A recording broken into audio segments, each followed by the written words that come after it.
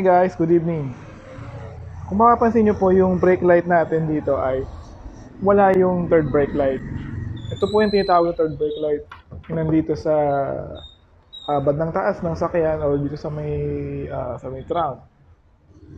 Ang purpose po ng third brake light ay para mas ma-alert o mapansin ng sasakyan o ng driver sa likuran nyo na nagpreno kayo. Kasi kung titingnan nyo, itong dalawa lang na ito, is isipin nyo baka tail lights lang yun o park light. So yung third brake light natin is malamang kundi na po talaga yan. So ito po yung ipapalit natin.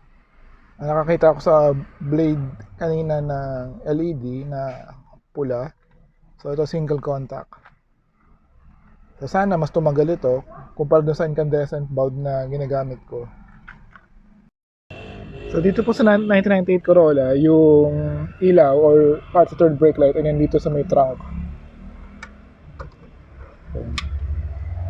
So kung mapapansin po natin, yes, ito iniikot lang po ito, no? Ayan. Ewan ko lang kung makikita nyo, pero definitely busted na po ito. Ayan, hindi na makita yung putol. So ipapalit po natin ito.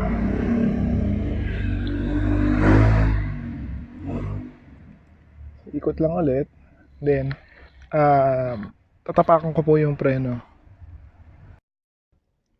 Okay guys, so hindi po siya umilaw. So trace po natin kung bakit hindi umilaw ito. Baka sa fuse lang. So hanapin ko yung fuse. So na-check ko yung fuse, okay naman. So ito yung sunod na gawin natin. Since naiwan ko yung multimeter ko sa ibang lugar, doon sa bahay ng parents ko, gagamit na lang ako ng test light. Okay. So ito mura lang po ito sa wala pang 100 piso.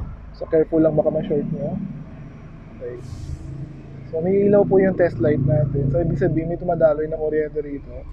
Okay yung fuse. So ang problema na lang natin is baligtad po yung polarity. Yan. So gawa natin ng paraan na mapagbaligtad tong wires na to. Pero ayoko kasing putulin yung tong wire. Ayoko masira yung original na wiring. So let's see.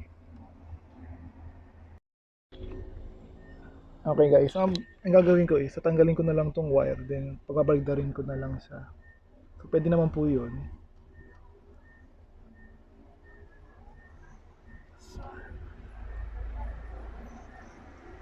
So gamit tong dulo ng test light natin kasi matulis ito, pwede natin i-push palabas.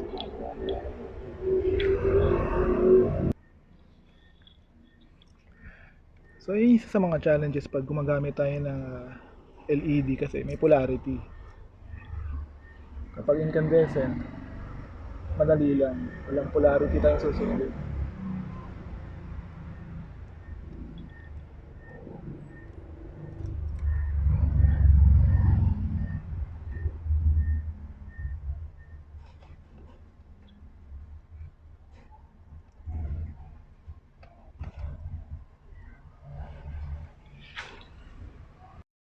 So okay guys, hindi ko na video kung paano ko pinasok kasi nakalimutan ko i-record. Pero napagbaligtad ko na siya. Yung una, yung white is nasa kanan, then yung green is nasa kaliwa. So ngayon pinagbaligtad ko, green yung nasa kanan natin, then yung white is nasa kaliwa.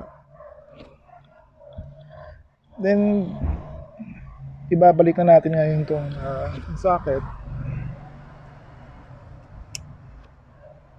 Then mag-try tayo ng yung bagong LED bulb natin.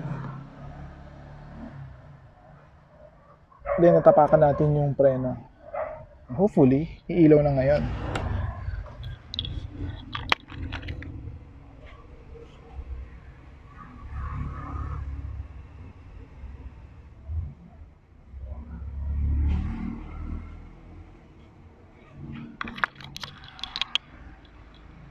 Okay guys, so yan, umilaw na siya.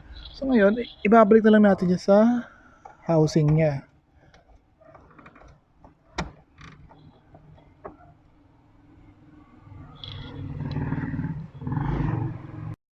Okay, so guys, ayan, umiilaw na po yung ating third brake light. So, kung nagustuhan nyo po yung video natin, please like the video, subscribe, and hit that notification bell icon. And as always, see you on the next video.